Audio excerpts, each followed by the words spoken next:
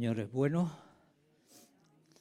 Él ha hecho todo lo que tenía que hacer para que, como hemos cantado en esta mañana, tengamos paz. Me gusta mucho cuando Jesús, después de resucitar, se apareció a sus discípulos que estaban temerosos, estaban asustados, estaban confusos.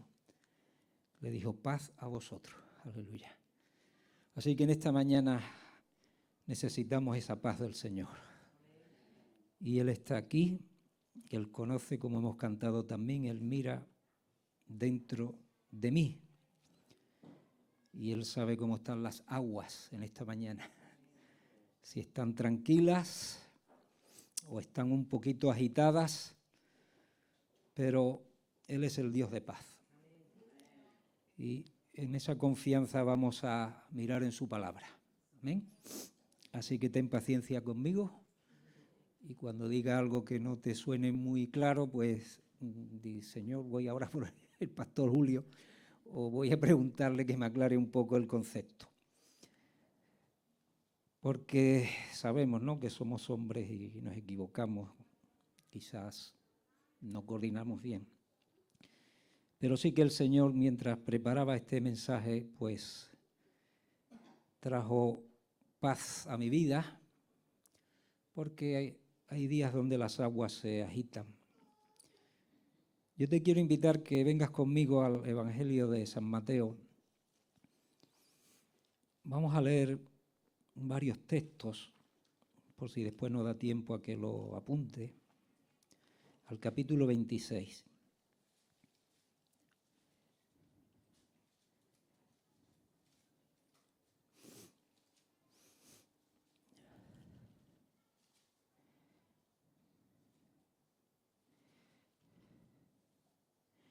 Y versículo 27. Y tomando la copa y habiendo dado gracias, les dio, diciendo: bebed de ella todos, porque esto es mi sangre del nuevo pacto, que por muchos es derramada para remisión de los pecados. Y os digo que desde ahora no beberé más de este fruto de la vid hasta aquel día en que lo beba nuevo con vosotros en el reino de mi Padre. Vamos a leer también el 30. Y cuando hubieron cantado el himno, salieron al monte de los olivos. Y vamos a leer el 39, por no leer todo, ¿verdad? Yendo un poco adelante, se postró sobre su rostro, orando y diciendo: Padre mío, si es posible, pase de mí esta copa, pero no sea como yo quiero, sino como tú. También vamos a leer más adelante, cuando dice el 42. Otra vez fue y oró por segunda vez diciendo: Padre mío, si no puede pasar de mí esta copa sin que yo la beba, hágase tu voluntad. Evangelio de San Juan, en el capítulo 19.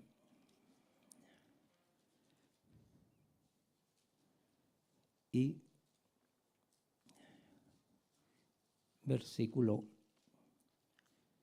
29.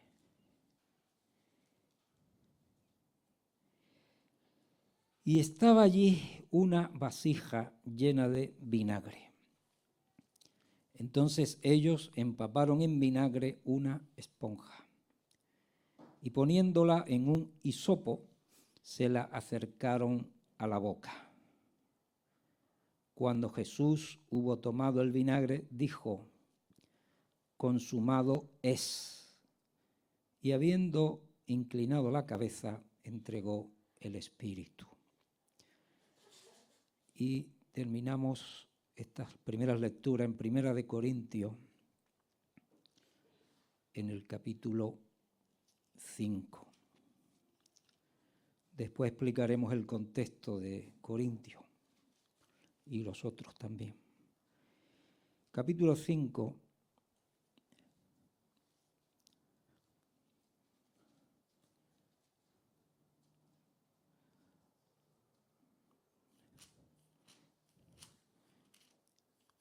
Perdón, que me había ido a segunda.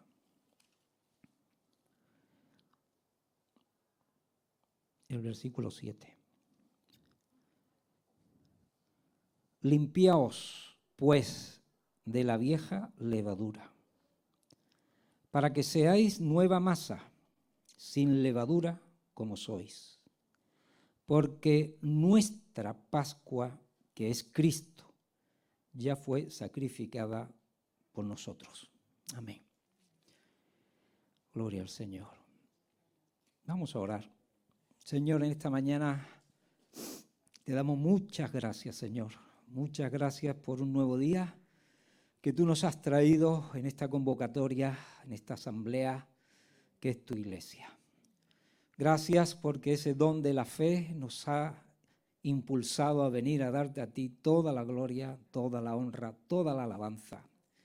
A saber que tú estás aquí reunido en medio nuestra y que tu Santo Espíritu ahora, Señor, se mueve con gracia y poder. Necesitamos verdaderamente oír palabra tuya, Señor. Que esta palabra sea nuestro alimento por excelencia. Que esta palabra nos ilumine, nos revele a Cristo, nos liberte, nos corrija y sea la que marque nuestra vida. En el nombre de Jesús. Amén. Si quiere 2 títulos para esta meditación. El primero que puse fue La última copa. Pero eso puede sonar, ¿verdad?, en nuestra cultura un poco raro cuando la gente dice esa frase. No suele ser un contexto muy saludable, pero bueno. También puede ser un título, Jesús apuró la última copa. ¿Y yo? Entonces eso ya nos hace reflexionar un poco más. Y antes de entrar en la meditación de estos textos, pues estuve estudiando un poco, mirando sobre la Pascua histórica que Jesús participó. Hemos leído, ¿verdad?, lo que se llama la última Pascua del Señor, la última cena, y entonces estuve mirando los distintos estudios que uno puede ir encontrando. ¿Cuál era el ritual en los tiempos de Jesús? Porque la Pascua fue instituida, como sabéis, y está allí relatada en el libro de Éxodo, cuando salieron la última noche los israelitas de la tierra de Egipto. Allí fue instituido de parte de Dios lo que tenían que conmemorar y celebrar. Pero a lo largo de los años y de los siglos, pues se añadieron, ¿verdad?, algunos aspectos a esa celebración. Quiero solamente centrarme, está en el calendario de ellos, en el mes de Nisan, en el día que hay que celebrar y todo lo demás, ¿verdad? Pero yo me quiero centrar en el tema de las copas, más que de la copa. Porque en los tiempos de Jesús, y cuando celebraban la fiesta de la Pascua, en el momento de lo que era la cena, allí estaba ya, en aquella fecha, había que tener 4 copas de vino, que todo israelita debía de tener, fuera rico o fuera pobre. Los ricos tendrían un vino de solera, aunque en aquellos tiempos no había, ¿no?, pero tendrían un buen vino, pero aún el israelita con menos capacidad adquisitiva debía de tener esas 4 copas. La primera copa que se tomaba era la copa de la bendición, para bendecir pues lo que se iba a conmemorar, ¿verdad?, la fiesta y todo lo que conllevaba esa comida. La segunda copa que se tomaba era la que relataba, o después de tomar, se relataba el éxodo, para que todos los presentes, hablamos de un ámbito familiar, más o menos extenso, o un ámbito de personas amigas, ¿verdad? Y entonces se hacía un relato del hecho histórico. Incluso en algunas Pascuas judías está establecido que los hijos le pregunten a los padres les responden, ¿verdad? Y hay toda una liturgia. La tercera copa es llamada la copa de la redención. Y es la copa de la cena. Cuando ya se comienza a participar de la mesa. Y sabemos que están los panes sin levaduras, ¿verdad? Recordando que la última cena fue una cena apresurada, donde el pan no estaba fermentado, donde había hierbas amargas, todo tiene un simbolismo, donde se tomaba un cordero que tenía que ser asado con todas sus entrañas, y durante ese acto se cantaban los salmos del 114 al 118. Y después venía la cuarta copa. La cuarta copa es la copa que se llama de la consumación de la promesa. Era como el final de la liturgia, donde se reconocía que todo lo que había sido prometido de parte de Dios, pues tenía su cumplimiento. Y en esa copa, pues también se cantaba el último salmo, ¿verdad? El último himno. Estudiando esto en los tiempos de Jesús, se supone que Jesús en su ministerio público pudo coincidir, y digo que esto hay distintos intérpretes, ¿vale?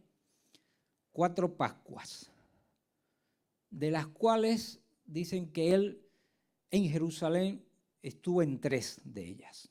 Bueno, sean 3 Pascuas, sean 4, su ministerio público pues se dice que fue 3 años y medio, y eso hay, pues, y dicen que el Evangelio de San Juan es el que más establece los periodos y donde uno puede detectar mejor en cuántas Pascuas estuvo Jesús en Jerusalén en esa celebración. Pero lo que algunos estudiosos deducen de estos textos es que Jesús en esa, vamos a decir, última Pascua, en ese momento no tomó la cuarta copa, sino que después de cantar el último salmo, se levantaron. Fue una cena bastante larga, porque ahí hay muchas enseñanzas. Si miráis el Evangelio, los Evangelios, hay mucho diálogo, hay mucha enseñanza. Fue una cena que se prolongó bastante en el espacio. Y algunos interpretan que Jesús no tomó en aquel momento la última copa física.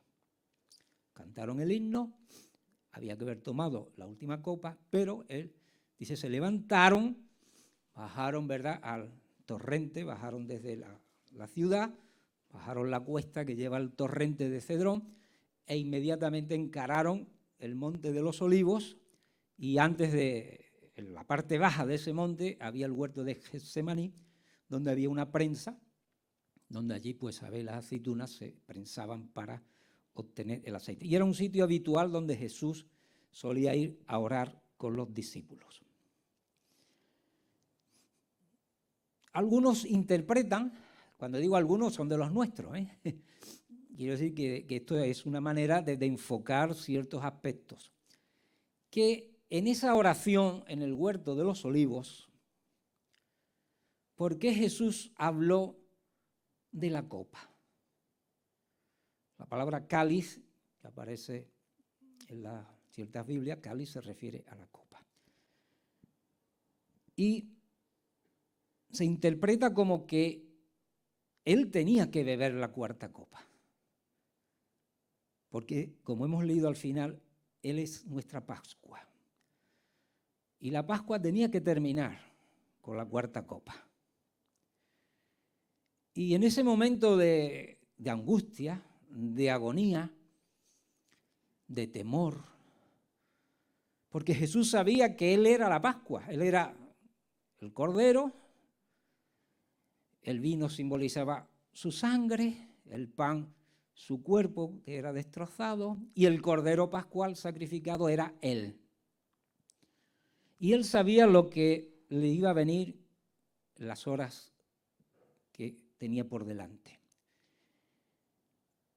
Y ahí hay como un momento donde él, sabiendo que tenía que apurar, beber, tomar esa copa, como si simbólicamente esa copa estuviera allí, y él hace esa oración allí en el huerto.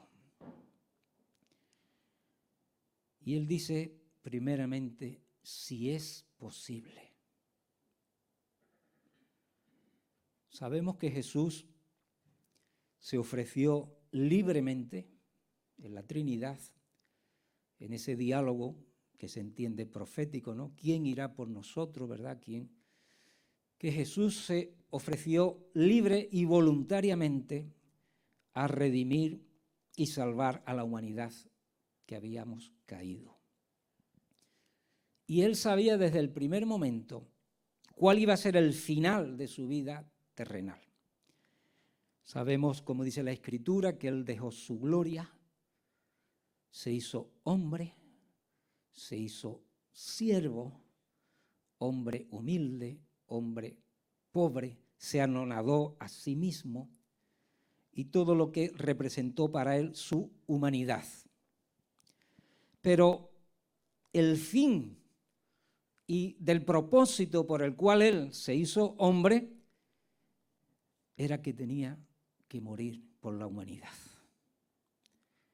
Que llegado su momento, si fueron a los 33 años o 33 y medio, bueno, pero en torno a esa edad, él iba a ser sacrificado, pero no iba a tener una muerte de estas que a veces llamamos dulce, ¿no? Que, bueno, te da un devaneo y mira, murió esta persona, ha muerto porque le dio un infarto, o mira, se acostó por la noche y por la mañana fuimos a despertarlo y parecía dormido. Bueno, esa muerte que a todos nos gustaría, ¿no?, tener, ¿no?, de alguna manera. No, su muerte iba a ser horrible, cruenta, tenía que derramar toda su sangre. Iba a ser humillante. Iba a ser la peor de las muertes y además iba a cargar con el pecado de toda la humanidad. Y él lo sabía, él era consciente. Por eso en esa oración angustiosa en el huerto de los olivos, su primera oración es, si es posible. Y eso me dice verdaderamente que Jesús se hizo un hombre y sufrió lo mismo que nosotros sufrimos. Él como Dios podía haber dicho, bueno, hasta aquí llegamos. Él pudo haber, como le dijo, ¿verdad?, a Pilato, pues si mi padre quiere y yo le pido, manda aquí legiones de ángeles y me salvan. Y se acabó. Pero él, como cualquiera de nosotros, ante lo que tenía por delante, tuvo un momento muy difícil, muy difícil. Hizo esta oración. A veces diríamos, ¿pero cómo? Sí, sí. Porque en eso me ayuda a saber que Él sabe por lo que yo puedo pasar. Y lo que son los sufrimientos humanos, los temores humanos y las dificultades. Pero añade, pero no sea como yo quiero.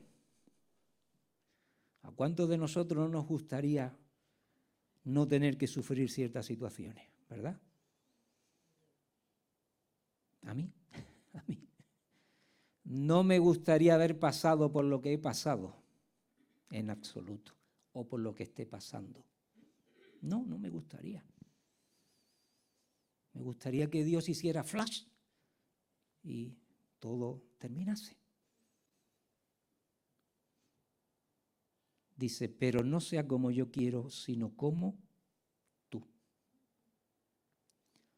Porque Él se sometió como hombre al deseo y a la voluntad de Dios de salvar la humanidad. Y más tarde, por segunda vez, Padre mío, si no puede pasar, si es necesario que pase, si esto no tiene otra alternativa, si no puede pasar de mí esta copa sin que yo la beba, hágase tu voluntad. Y habrá situaciones en nuestra vida, y no descubro nada nuevo porque todos estamos embarcados en lo mismo, donde no habrá más remedio que pasar esa situación. No habrá milagro, no habrá liberación, no habrá lo que a uno le gustaría. Y hay que atravesar ese valle y hay que atravesar esa situación y, como veremos más adelante, hay que beber esa copa. Pero ahí es donde entra nuestro sometimiento a la voluntad de Dios. Que a veces a lo mejor nos cueste trabajo entenderlo, por supuesto. ¿Cómo puede ser la voluntad de Dios que me pase esto? ¿Cómo Dios ha permitido esta situación? ¿Qué bueno sacará Dios de esto? ¿O qué bueno sacaré yo? ¿O qué bueno sacará la humanidad? ¿O en qué se beneficiará mi familia? Pero llega un momento que esa copa no puede pasar. El tema está en cómo la vamos a beber. Protestando, rechinando, queriendo tirarla, negando, hundiéndonos, o entendiendo que Dios permite que sea así. Y que detrás de toda situación está la voluntad divina. Aunque a veces hay ciertas situaciones provocadas por nosotros mismos.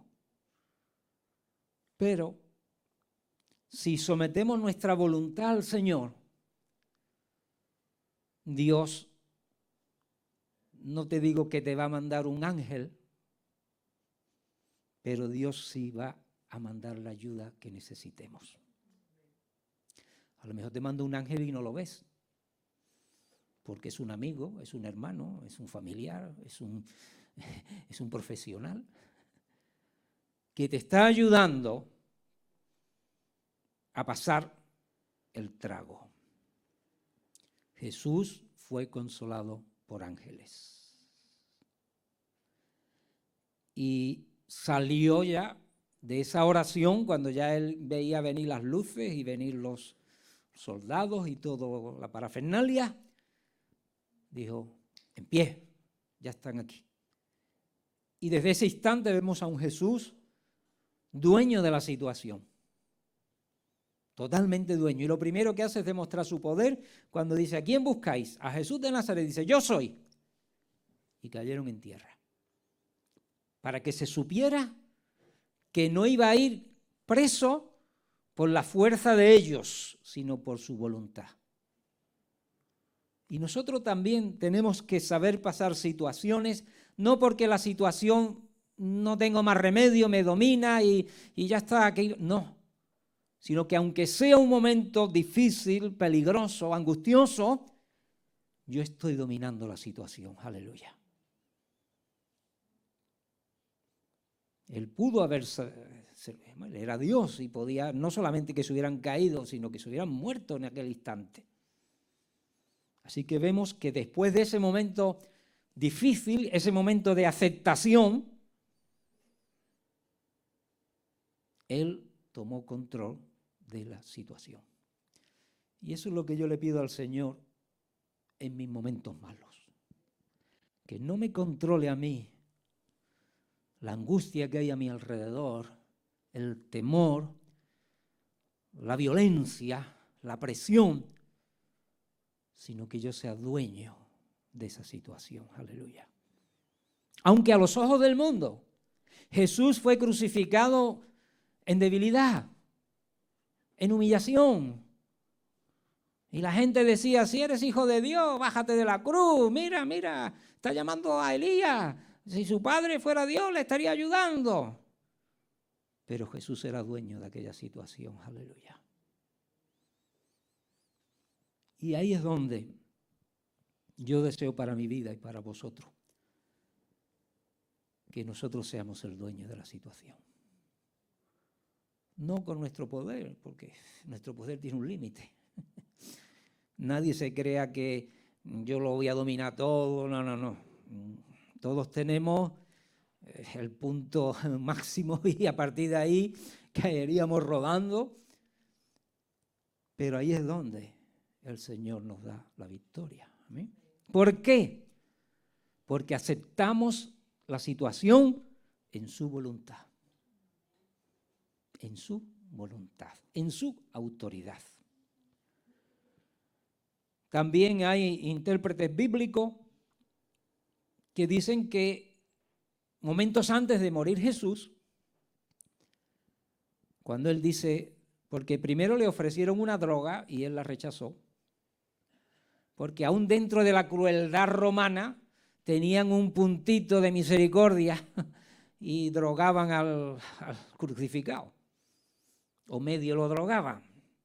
Jesús rechazó cualquier aditivo que pudiera abstraerle de lo que él tenía que pasar y sufrir. Pero llega ese momento donde una de las palabras que él dice cuando está siendo crucificado, dice, tengo sed. Dice que allí había vinagre. El vinagre, aunque viene del vino, pero no es totalmente vino, es un vino ya, ¿verdad?, que ha tenido una transformación ascética. Incluso no sabemos si da la impresión de que no bebió, es decir, sino que le humedecieron, ¿verdad?, y un poco los labios. Y algunos intérpretes dicen, en ese momento Jesús tomó la cuarta copa. La consumación de la promesa, aleluya. Porque lanzó ese grito que es, consumado es, ¿verdad? Y murió. En tus manos entrego mi espíritu. Entonces, si creemos que esta interpretación puede ser más o menos admisible, al menos no va en contra de los principios bíblicos, podemos decir, ¿realmente Jesús terminó su ministerio? Él es nuestra Pascua, como hemos leído en Corintios. Nuestra Pascua es Cristo. Ya fue sacrificada por nosotros. Aleluya. El Señor apuró hasta el final de la copa. Culminó la Pascua. Él dio cumplimiento al nuevo pacto, la nueva alianza, en su cuerpo y en su sangre. Por eso,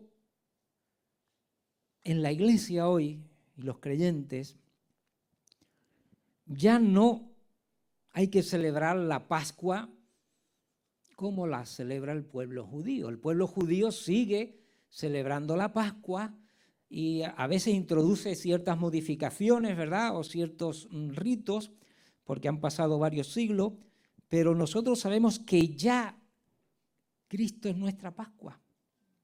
que lo que él instituyó, y ahora vamos a entrar en otro terreno, fue la mesa y la cena del Señor. Haced esto en memoria de mí. Y después vemos cómo Pablo es el que desarrolla más el significado de esa celebración. La mesa y la cena del Señor. El texto que hemos leído en Corintios, que yo recomiendo que leáis ese contexto,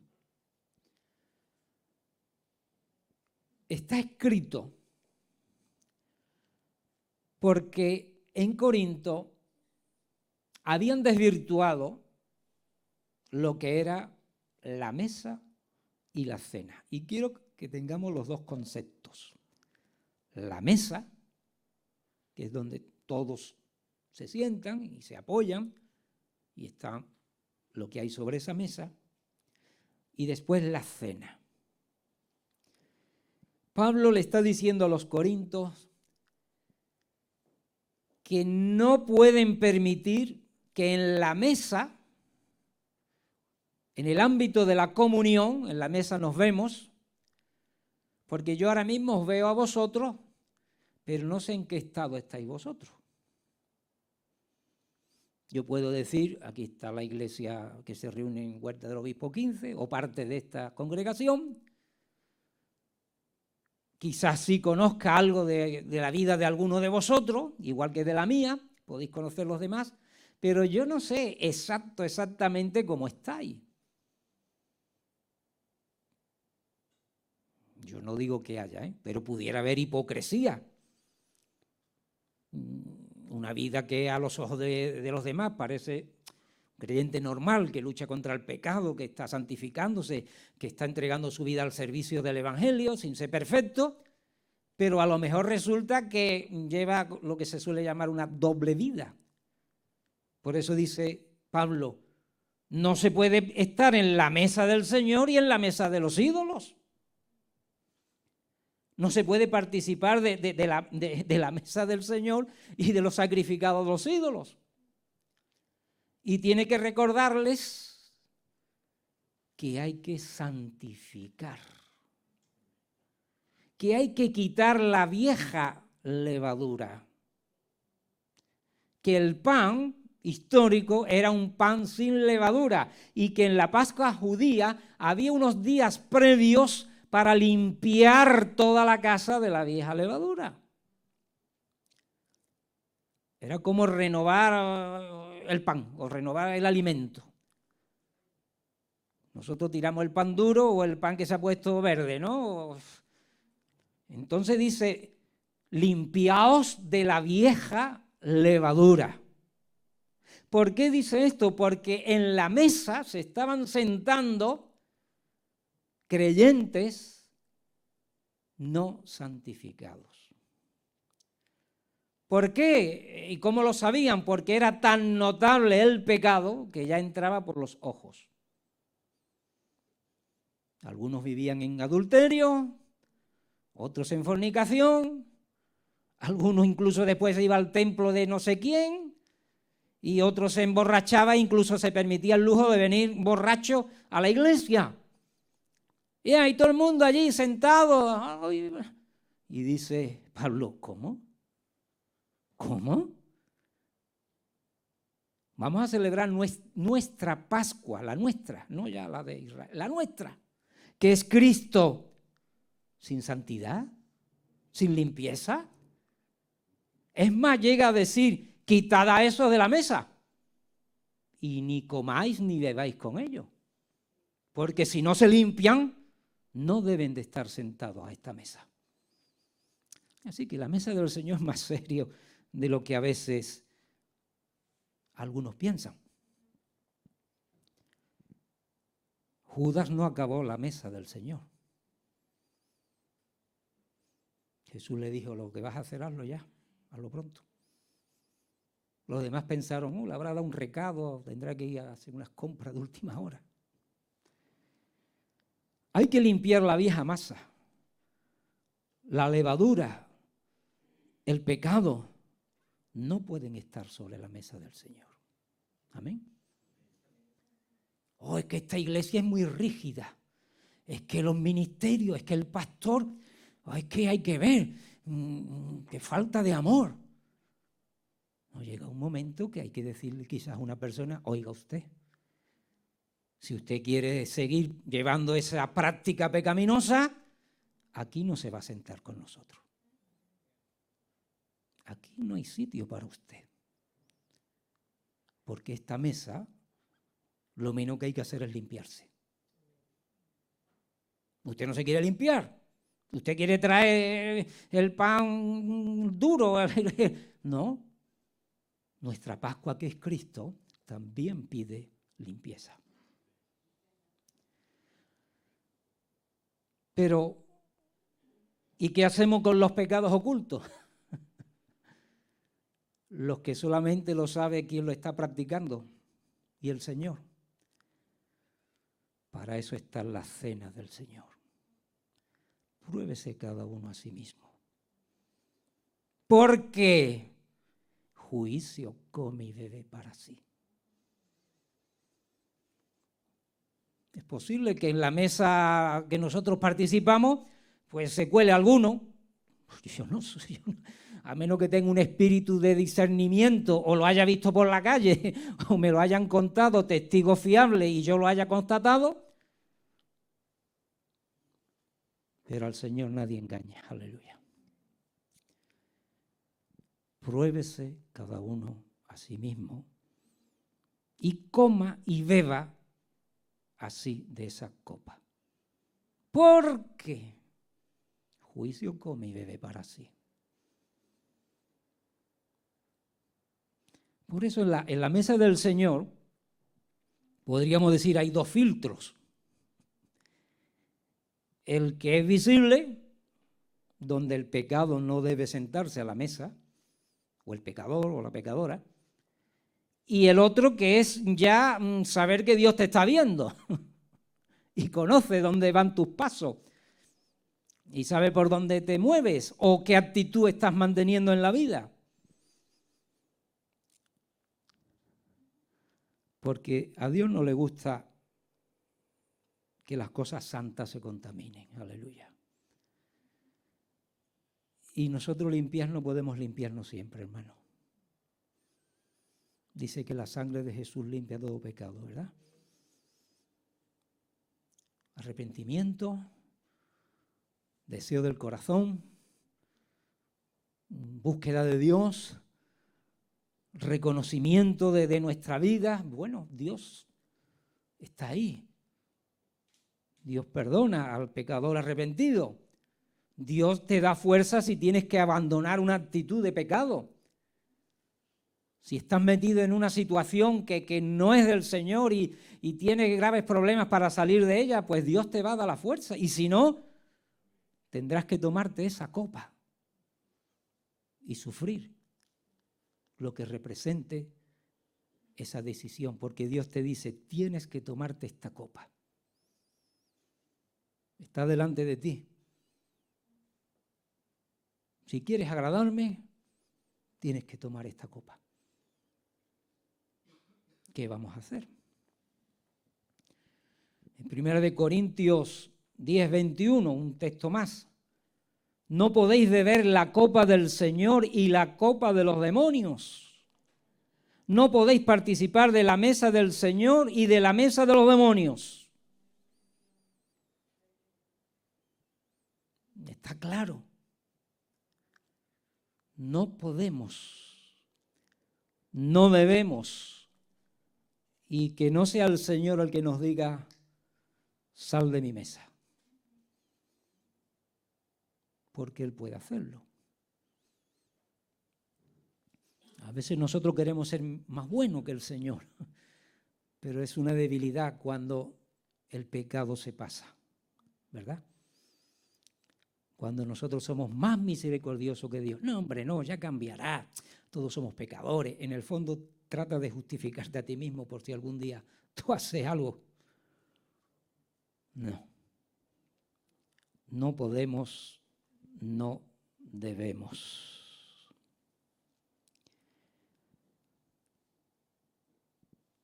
Vamos a hablar ahora también de esa copa de la cual también nosotros somos participantes. En la mesa del Señor hay una copa. Ya hemos hablado. El Señor dice que tomó la copa, la bendijo, y como era costumbre, tomad y bebed todos de ella, porque todos tenían que participar de lo que representaba la Pascua.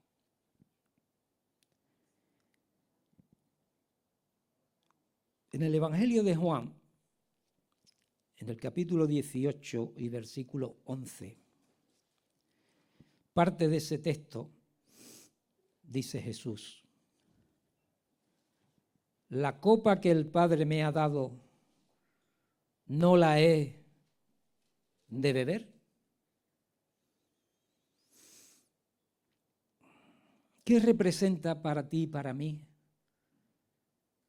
Y que no se convierta en un ritual vacío, en algo social, en algo que hoy toca, aunque sea en una copita pequeñita de mosto, fruto de la vid. ¿Qué representa para mí que yo participe de esa copa? Yo agradecería que no me siguieran en voz alta la predicación. ¿Qué representa para mí? ¿Qué representa para mí ese pequeño trozo de pan? Para algunos representa en esa situación de decir, bueno, ¿y yo cómo puedo ser digno de esto? Señor, bueno, pues es el momento de reconocer la soberanía de Dios, la misericordia de Dios, el amor de Dios, que siendo pecadores, Jesús murió por nosotros, para darnos vida eterna, para darnos de su presencia, de su poder, para que reconozcamos que aun siendo pecadores, Jesús murió por nosotros y en Él hay salvación. Pero ¿qué representa? Y en esto, hermano, lo digo con amor, dice que dirá este hombre ahora. Si llegado el momento, yo no tomo esa copa.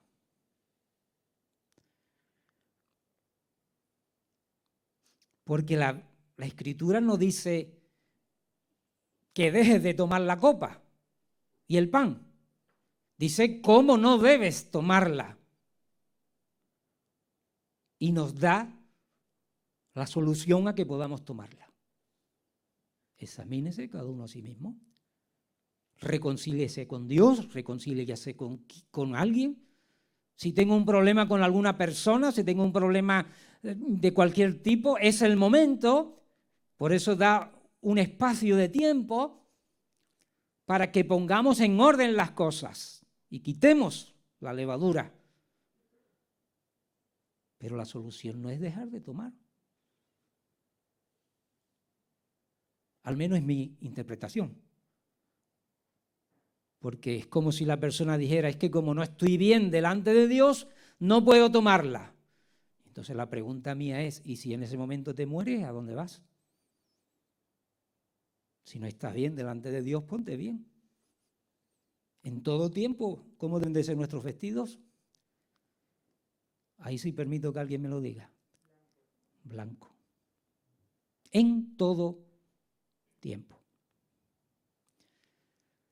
Estamos viviendo tiempos donde la mesa y la cena del Señor, si se descuida la iglesia, se va a parecer a Corintio. Disputas, disensiones, pecados, desprecio. Pues yo prefiero que el apóstol Pablo me ponga los puntos sobre las íes. Amén.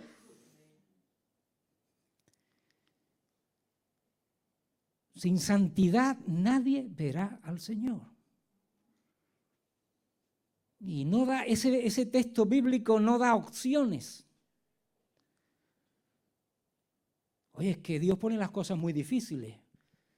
Preguntémosle a Jesús si fue difícil para él o no su ministerio. Dios puede que ponga las cosas difíciles, pero no imposibles. Porque para el que cree, todo es posible. Y la santificación es posible. Y la santidad es posible. No por nosotros, pero sí, si buscamos de la presencia y del poder de Dios.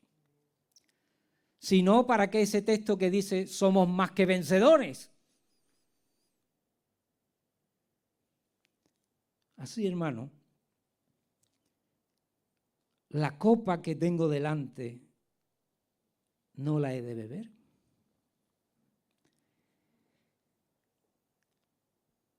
Sabéis que hay un texto en la Biblia que yo cuando lo leí, es una enseñanza que el Señor dio en aquel momento, pero si recordáis, Juan y Santiago, los hijos de ¿quién?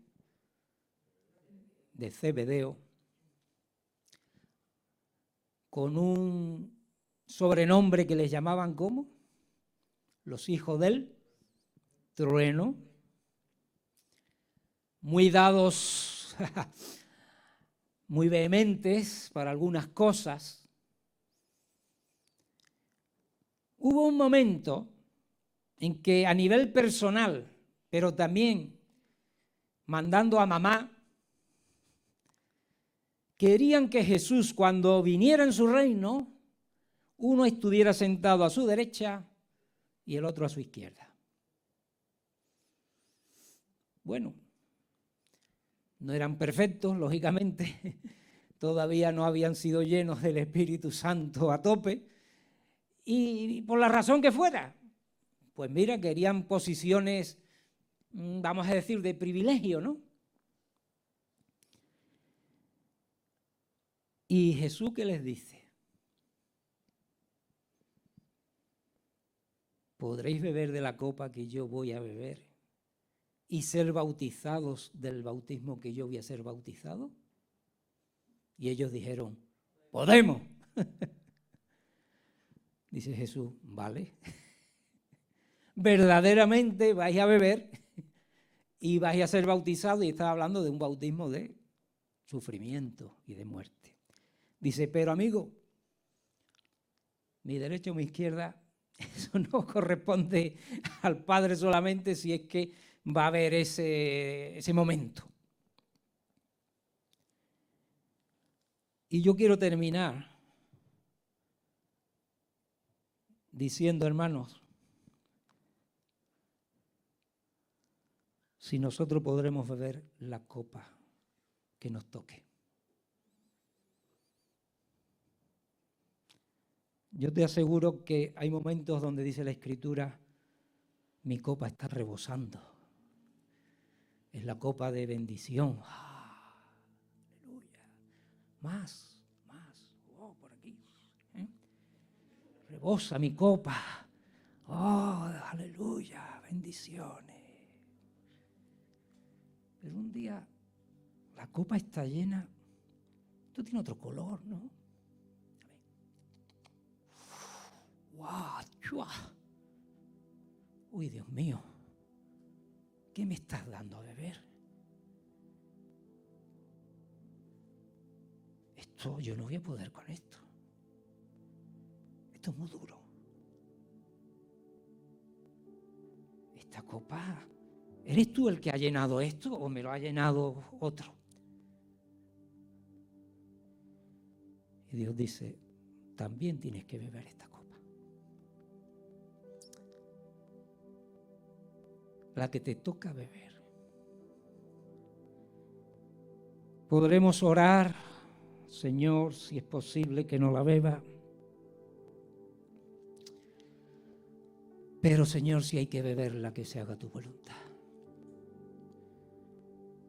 Señor, ayúdame Porque se habla muchas veces de la copa del martirio, la copa del sufrimiento. Pero quiero terminar diciendo algunas cosas que la Biblia nos recuerda a los creyentes. Hay que morir al mundo, hay que morir a nosotros mismos, hay que crucificar la carne, hacer morir las pasiones desordenadas. Tendremos aflicciones, tendremos persecuciones, tendremos sufrimientos de la vida. Querrán que neguemos a Cristo, querrán que abandonemos el Evangelio. Yo quiero decir, he terminado la carrera y he peleado la buena batalla. Y bebí las copas de gloria, pero también las copas amargas. Y todas ellas, Señor, tú estuviste a mi lado. Yo quiero que te pongas de pie, hermano.